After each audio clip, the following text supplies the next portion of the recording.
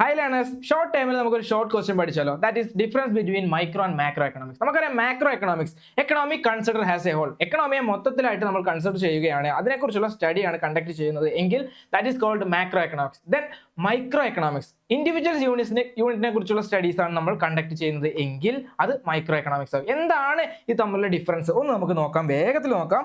Micro economics studies individual income. ഇൻഡിവിജ്വലിന്റെ ഇൻകത്തിനെ കുറിച്ച് പഠിക്കുകയാണെങ്കിൽ അത് മൈക്രോ എക്കണോമിക്സ് ആണ്. മാക്രോ ആണെങ്കിൽ അതിന്റെ ഓപ്പോസിറ്റ് ആണ്, studies the national income. Then അടുത്ത് നോക്കാം, analyse the demand and supply of A labour. ഒരു തൊഴിലാളിയുടെ ഡിമാൻഡ് ആൻഡ് ലേബറിനെ കുറിച്ച് പഠിക്കുകയാണെങ്കിൽ അത് മൈക്രോ എക്കണോമിക്സ്. ദെൻ ഓപ്പോസിറ്റ് വരികയാണെങ്കിൽ അതെന്താണ്, മാക്രോ ആണ്.